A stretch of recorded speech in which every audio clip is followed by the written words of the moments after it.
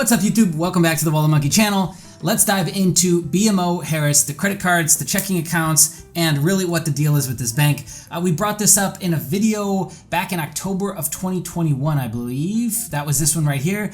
We just basically talked about the credit card sub and bonus that they had at the time, and they tend to carry good rewards because even going back there till today is they've still got some really good offers on the cards. So let's go through it. Let's dive in.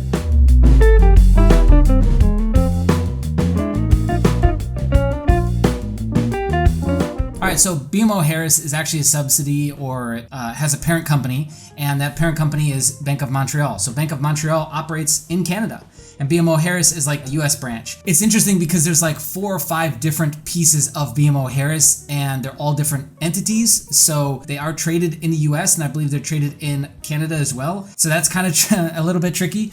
But anyways, it doesn't really matter. So it's based out of Chicago, and it has branches in Illinois, Indiana, Arizona, Missouri, Minnesota, Kansas, Florida, Wisconsin, and California. It only accepts or allows 21 states. So it is geo-restricted. Here are those states right here. So if you're not in these states, regardless of what kind of trickery you try to do to sign up, you cannot get a credit card. So there is a little trick that you can do incognito mode, and it doesn't require you to have a checking account to get started, and you can go ahead and get a credit card.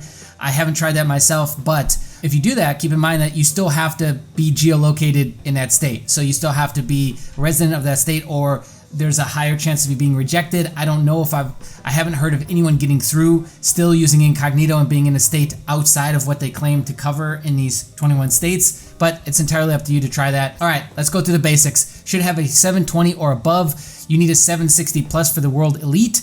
It pulls TransUnion FICO 8. Get a checking account, let it season up for a month, then apply for a credit card is the standard process that people were doing. There's no hard pull for a checking account setup. It's not a credit union, so this makes sense. And the biggest point of this is that they seem less sensitive towards a high amount of inquiries or a higher amount of new accounts as well. So if you just went on an app spree and then you put this at the back end of the app spree, that's where you would place this, because you'll still have a high chance of getting a card. You won't get a high credit limit, but you'll still get 10K plus if you've got a solid profile. I heard this time and time again in the FICO forums, and so I would expect that nonetheless. Okay, so we have one data point from the community. They had a 768. They got 7,500 on the back end of a credit spree. I think they had 6 or 7 inquiries at the time. So there you go. All right, what else we got here? Okay, BMO pulls Equifax in Canada, and so it'll pull both Equifax and TransUnion for a personal line of credit in Canada. All right, so that's that. In case for all of our Canadian viewers. Okay, if you get approved, here's what it looks like. Here is that case study 7,500.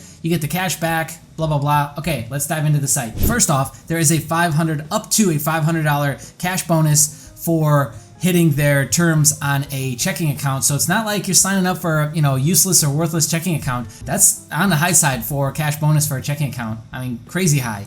Usually it's like a couple $100, max $350, right? Capital One is always running a great promo on that. But 500 is absolutely great. Here's the cards here. The 2 that you're going to want to clamp your eyes on is these 2. This is the one that I hear a lot of people getting, which is just the cash back. So it's $200 cash back when you spend $2,000 in the first 3 months. That's pretty easy. 25,000 points when you spend $2,000 in the first 3 months. 2 points per $1 spent gas grocery, up to 2,500 per quarter. 1 point per $1 spent on everything else. 10% anniversary bonus points every year. And on this side, it's a 531 card. So 5% cash back on eligible streaming. I think this card really is the ticket right here. 0 annual fee on both, because then the other one we've got here, which seems like this is, their platinum, their premium, their top of the line card. It's got a $79 annual fee. First year, of course, is waived. 3 points per $1 spent on hotel, dining, airfare. 2,500 per calendar quarter.